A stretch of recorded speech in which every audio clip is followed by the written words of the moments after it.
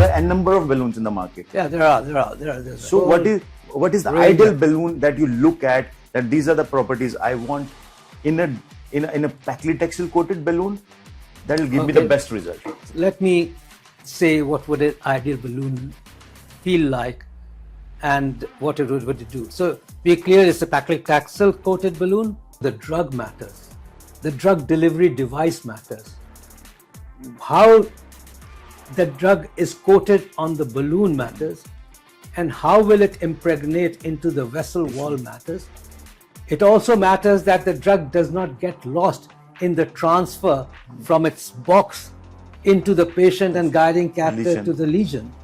What is the future that you see for DCB angioplasty? I see it in the future is that it's definitely going to expand its usage in multiple directions. At the moment, I would say it constitutes 10% of our practice, perhaps 15% of our practice.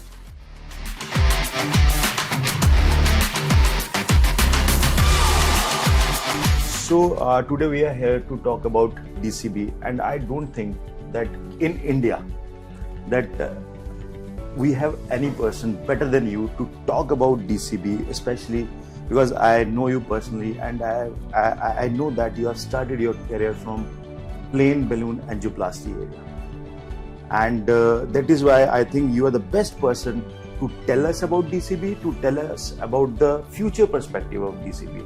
So first thing I want to ask you, Dr. Seth, what do you see as a theory of leave nothing behind? So Ankush, it's a pleasure talking to you, Dr. Ankush. And clearly I find you as one of the brightest stars in the country. Thank you. And I'm glad that you're interviewing me on this. Yes, leave nothing behind is a very attractive thought process. We've known that from the days of balloon angioplasty, where there was a high restenosis rates, we transferred on to stents, not just for the restenosis rate, but also there was high acute occlusion rates as well. And obviously we found that restenosis was still a problem and hadn't been abolished completely, and therefore we went on to drug-eluting stents. But we realized over this 30-year of a stent journey that metal is still metal within arteries. It's artificial. It has its own consequences. And however good we may get at these metallic drug-eluting stents, we still have left something behind in the arteries which is artificial, which is unnatural, and which has an event rate of at least 2 to 3% a year as time goes on. So how would it be nice, it would be so good that if you could treat the coronary artery disease, these stenosis, with an agent which would prevent restenosis and be gone, and is not there. So I think the concept has been attractive. It's been a concept of the past, as you know very well, that we have bioresorbable scaffolds or bioresorbable stents with the same concept, that we implant them, they disappear over a period of time, they scaffold the artery, prevent thrombosis, prevent restenosis, and give you back a naturally healed artery which has nothing behind. And I think in more recent times, while the bioresorbable scaffolds had their own issues, this seems to be a safer and neater option. The drug-coated balloons seem to be safer and neater option for at least some of those difficult situations that where stents are not the best option or suboptimal options, should we say. So, sir, I just heard you yesterday that beside all these points, you will have a preserved vasomotor function also of the native artery. That is what I heard from you. So tell me something about what are the subsets that you feel are ideal for DCB angioplasty. We must understand that this is a moving target. Earlier, DCB, and DCB is around for quite a long time, I must say. Of course, the drug-eluting stents overpowered DCB into relatively niche device for years, which meant small vessels in-stent restenosis. But the use has gradually evolved much more in recent times, having realized the deficiencies of a metallic implant. We've evolved and rapidly been evolving over the most recent years to a wider spectrum of patients, because we knew that for those spectrum of patients, stents have adverse outcomes. For example, we're talking about bifurcations with two stents being culoted, or whatever technique you use, we know that that has a higher event rate. And therefore, how would it be nice that if you could just use one stent in a bifurcation and do the other branch vessel with a drug-coated balloon? So that becomes a natural choice. Suboptimal stent results, maybe a better choice with the drug-coated balloons. The long diffuse disease. We know that centimeters of length of metal is a bad thing. It's not a good thing. And yet, drug-coated balloon would actually treat those vessels effectively without having the sequelae of long metallic stents. We also know diabetics have a higher stenosis. Therefore, perhaps drug-coated balloons is a better option for diabetics. Elderly people who are at high bleeding risk, we put multiple stents into them, they're obliged to take antiplatelets. They're obliged to take antiplatelets with a high risk of bleeding. On the other hand, if you could just limit the length of the stents, or limit stents, hybrid angioplasty, and do multiple lesions with just drug-coated balloons, you'll be able to limit metal inside coronary arteries in high bleeding risk patients. I think that the areas continue to evolve into many fascinating directions, but what we need is more evidence. Yes, in our use, in our daily practice, it's not just evolving, it's rapidly growing. Right. But we must remember that at the moment, while we look at those subsets of patients which don't do very well with stents, can we really evolve into replacing stents with drug-coated balloons? So here comes my evidence. Next question. What is your thought process regarding use of DCB in large vessels? For my question, large vessels mean more than 3 mmO vessels or more than 2.75 de novo lesions. What is your thought process about it? What are you seeing in the future? How it will evolve, especially with your experience of plain balloon angioplasty? It's a very interesting question. Large vessels usually subtend large areas of myocardium, and we need to have enough evidence if we're going to say that it's going to be as safe as stents. Effectiveness, restenosis, and the future would only be subsequent. Yes. Remember why the stents came in. And stents came in because plain old balloon angioplasty in pre-1995 era was fraught not just with restenosis, but was fraught with acute complications, which meant abrupt closure of a vessel which looked beautiful by ballooning. At the time we used to do that angioplasty, but a day down the road, or even a few hours down the road, the vessel would have abrupt closure, thrombus formation, dissection, requiring reattempt at opening these vessels up. So acute occlusion is a clear phenomenon which we must not overlook, even with drug-coated balloons. And therefore, I think we need to take a step at a time. We need much more evidence for it to say that it is even as good as stents, because stents are safe. We just feel that they are maybe suboptimal in some subsets of patients and some lesion subsets, but otherwise they are clearly superior to anything which has actually any treatment of coronary artery disease at the moment, a transcatheter treatment which exists for coronary artery disease at the moment.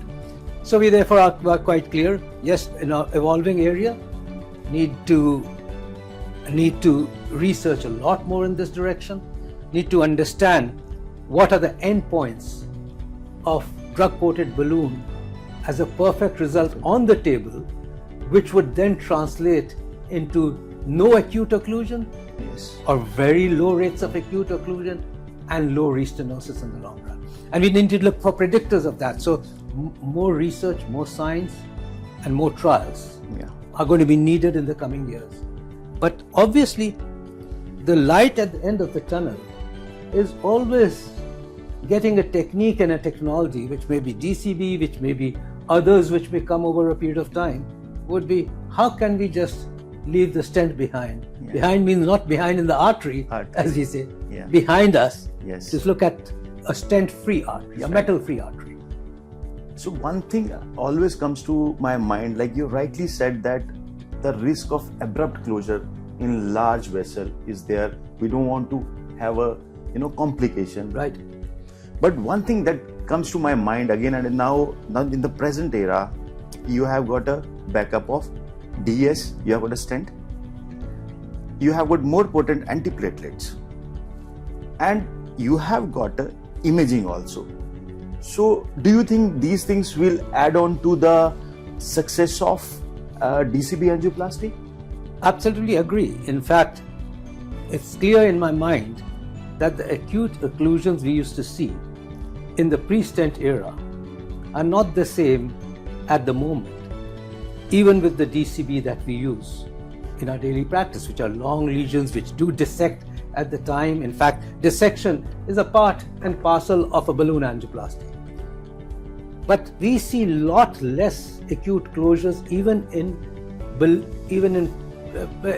vessels with plain balloon angioplasty followed by DCB. And the reason for that, of course, is very clear. We know how to do our jobs better. We also have good, potent antiplatelets, which therefore decrease acute closures. And we're clearly looking also at those subsets of patients and looking at what is the end result, which would translate into low complication rates and good outcomes and low restenosis rates. So yes, you're right, absolutely, that imaging is one of the criterias which we all are looking at. We haven't defined it, I would say, whether it's physiology, whether it's post DCB physiology or post DCB imaging. We haven't yet defined it, but I'm sure that this is our all of us are working towards exactly this. We need to have criteria on the table to correlate with good outcomes, and I'm sure we're going to have those criteria in the next couple of years for us to define a much wider use of DCBs with safety. Of course, we've got a fallback option of stents all the time. Now and we have got that. Maybe we should keep that in mind. Yeah. But we also have to be safe the first time around. Yes. We don't want repeat procedures. So I think we need to work a lot more on that data. And one thing, if you can tell us that when you are planning your DCB angioplasty in any kind of lesion that you have decided to go for it, what is your angiographic endpoint? We know that imaging, we are evolving in imaging. What is your angiographic endpoint? Okay, this is what I'm seeing on angiography. Oh, this is a case where I can put in DCB and I can this patient will be fine. So leave around large vessels, but you're right, even in smaller vessels, even long diffuse disease segments, even in branch lesions, we could with balloon angioplasty dissect that. So firstly, of course, we always talk about a stent-like result. Yes. And by the way, that's only an angiographic result, because every balloon angioplasty would on imaging show dissections. Yeah. Balloon is a barotrauma. It's supposed to cause dissection, and that's the way it's actually. Therefore, it'll have plaque ruptures, it'll have dissection of the vessel wall, but that's how it's supposed to increase the lumen. So let's take that stent-like result. Well, for me, angiographic stent-like result is a good one for a DCB. Number two, we have dissections, and there are visible dissections. For me, non-occlusive dissections, non-contrast holding dissections, for me, are clearly a good one for drug-coated balloon. Any percentage stenosis you look at further? Yeah, but I mean, when I talk about stent-like result, yes, we're talking about less than 30%, less than 20% residual stenosis. Okay. And therefore, that obviously constitutes one aspect of it. We've got to have good TIMI-3 flow. So that's another important factor in my mind. And at the end of the day, I do watch that vessel for a bit while, say, doing other lesions and come back to look at it. For example, if I've done a DCB in the RCA and I'm now working on the LED, I would then come back at the end of the procedure to the RCA and just take another shot and say, oh, that looks nice. Right. Because if it does look nice, at least for the next 15 minutes, for me, that's not going to close up. That's not going to close up. And I think that the initial recoil is a very important factor in my mind. because we just shift the patients out the moment we do a DCB. But it's good sometimes because for me, many a time DCB forms a part of a multi-vessel angioplasty, and then one is able to do another vessel while looking at the vessel which has been just treated with balloon and DCB. One of the other points I'd like to make is, I think preparation of the lesion is an important part of DCB in my mind. When I talk about preparation, I actually do mean that it could be just plain balloon angioplasty or non-compliant balloon angioplasty. But I do really feel that devices like cutting balloons, other devices, and if you've got to do plaque modification by any other device of atherectomy, perhaps, and if that's followed by DCB, firstly that gives more predictable results with less of acute occlusions, and followed by DCB is probably a better and more effective option because it allows drugs to then go into the vessel wall exactly in the manner that you want to deliver it. I think that's great insight that you have given us. So now we know that what are the vessels that will do good with DCB, what are the vessels where we plan to go for research. Another question that is there in the mind of all the cardiologists, that which DCB to be used, it's paclitaxel or sirolimus. That's a very important question, and you have to give us some insight about it. If I am planning for DCB angioplasty, what should be my drug? So Dr. Ankush, you have asked a very important question. We've just been talking about drug-coated balloons so generically that it's almost like talking about drug-eluting stents. Drug-eluting stents, by the way, have grown in have grown immensely through research into being non-inferior to each other. Yeah. And they're similar. But DCB is not a generic drug. Drug-coated balloon, each one of them has different characteristics. You must remember that it's finally the drug, but the drug-coated balloon is a drug delivery device as well. Yes. So the drug matters. The drug delivery device matters. How the drug is coated on the balloon matters, and how will it impregnate into the vessel wall matters. It also matters that the drug does not get lost in the transfer from its box into the patient and guiding catheter to the lesion. And it also matters whether you can take the balloon out and put it back in again. Can you use it in more than, is there enough drug on it to be able to cover all that area? So there are numerous nuances, and each drug-coated balloon is different, but in terms of which drug, yes, the preference is clearly towards paclitaxel, and paclitaxel is been shown over years. In fact, the first drug-coated balloon was that, been shown over years to be more rapidly reaching the vessel wall and going through the vessel wall to be able to work faster and more predictably. Sirolimus has its challenges, and therefore my mind clearly favors paclitaxel. And beside your experience, your mind, we have what evidence that is tilted toward paclitaxel right now. So what do you think that the ideal balloon, paclitaxel coated balloon, that will suit best for the DCB angioplasty? So there are a number of balloons in the market. Yeah, there are.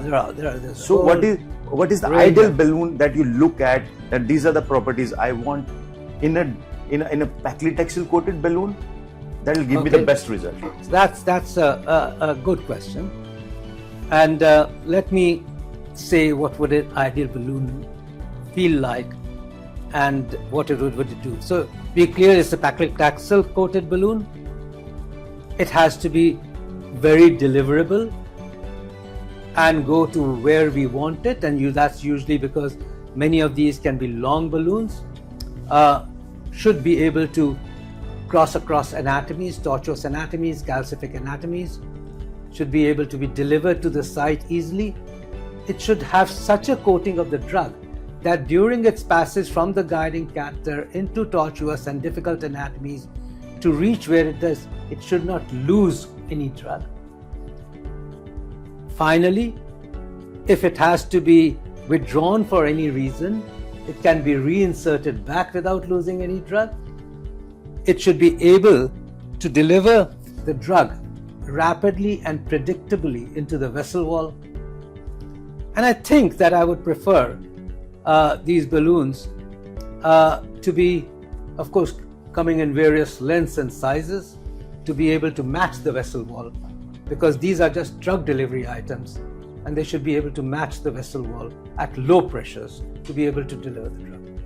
I think that's the perfect, sight, and that is a perfect, vision that you have, that you have got a balloon and there is no drug loss during delivery. It's working where it is required. Right. And second thing, that's great that for some reason you have to take out the balloon. We have not lost the drug. So three things are clear right now. What are the vessels that we can treat with DCB balloon? Second, the drug. That drug is paclitaxel. Yes. Evidence is in favor. Absolutely. And our past experience is in favor. Yes. And it's been there for a long period of time. And therefore we know by just the fact that there's enough science and research done on it to show that it's evidence-based. And third thing that you have told us is the ideal balloon scenario. My last question to you is, what is the future that you see for DCB angioplasty? Like, I feel that, it's great that if I'm treating my patients with coronary artery disease without any stent placement. Right. That comes to my mind. That's very fascinating. But with your experience, 40 years of experience, what is the future of DCB angioplasty you anticipate in coming future? So it's a very attractive option. There's no question. We had bioresorbable scaffolds as very attractive option. There's a lot of science and research still going on in numerous scaffolds or stents which would dissolve over a period of time. So let's not discount that completely. That arena is still an open arena where science and research is continuing to develop. And then the next, the parallel path is the drug-coated balloons. The way I see it in the future is that it's definitely going to expand its usage in multiple directions. At the moment, I would say it constitutes 10% of our practice, perhaps 15% of our practice. But this is going to definitely increase. Stents would never be out. Metallic stents would always remain, for multiple reasons, as a proven technology. Even if DCB shows itself to continue to be non-inferior, in the future will have to show itself to be non-inferior to stents in expansion of its growth. And that is what we have to look at. That's what we have to research on. Like I said, why is it 15% or 10% or 15%? Only because that's where stents are not as good. Those are the lesion patient subsets where we believe that the stents still give suboptimal results, and we say perhaps DCB is a better alternative. And there's another subgroup of patients where we say stents could actually be and antiplatelet, permanent antiplatelet therapy with stents could actually be disadvantageous to certain patients, like high bleeding risk, like patients requiring a bypass, any form of non-cardiac surgeries, bleeders, elderlies, where we say DCB could really be a great option. So let's move on to the next step. And next step would be expansion of this.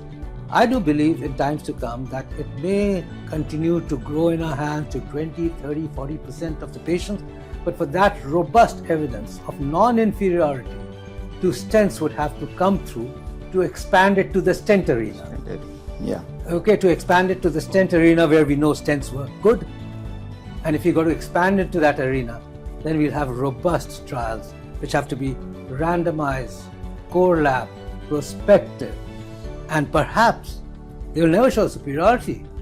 They will need to show non-inferiority stents, not in just the immediate in-hospital term, but at least for a couple of years.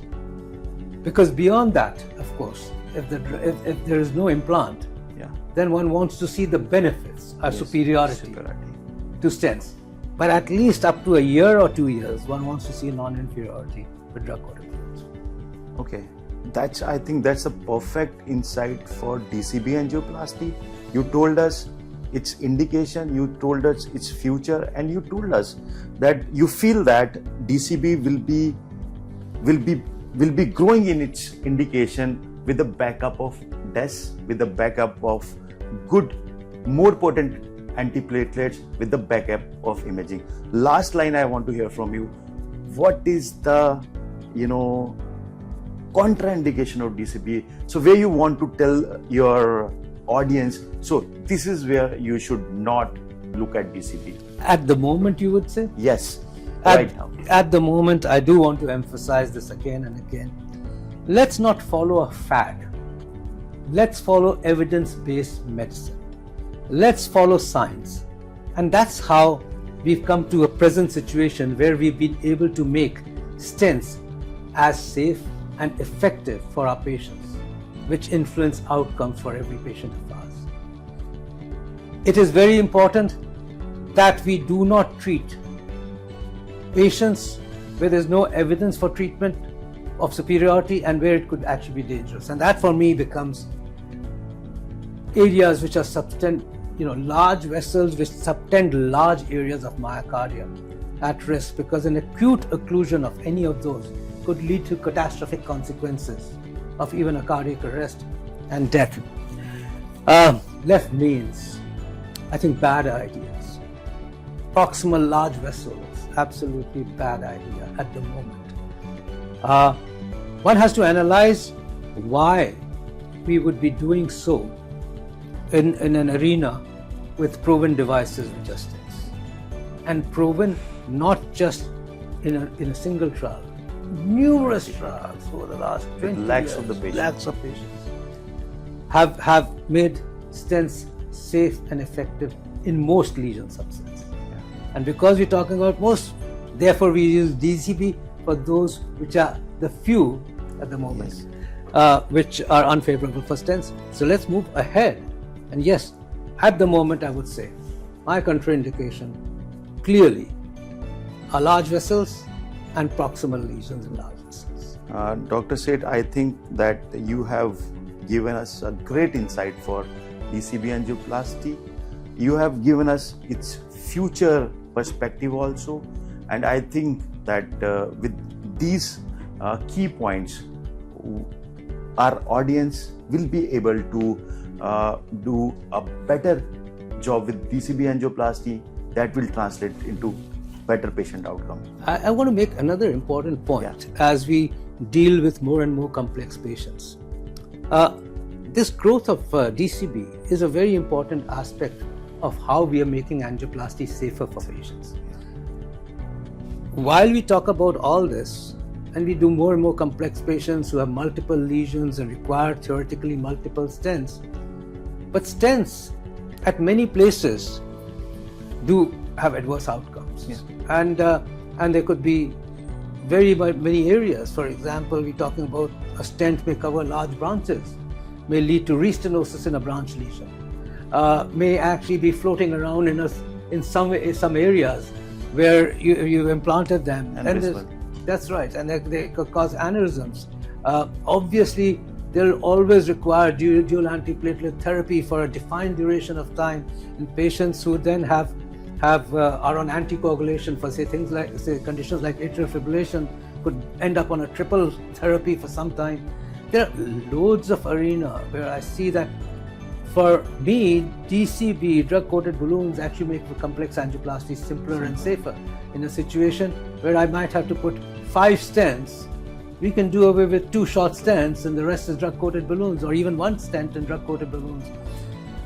Diffuse disease in areas which are very important and yet cannot be treated adequately. It's just made the whole complexity or the whole arena of complex angioplasty more favorable for complete revascularization by combining drug-eluting stents with drug-coated balloons. So this arena is going to grow into numerous phases, and we're going to see a very exciting. So you have given one more statement.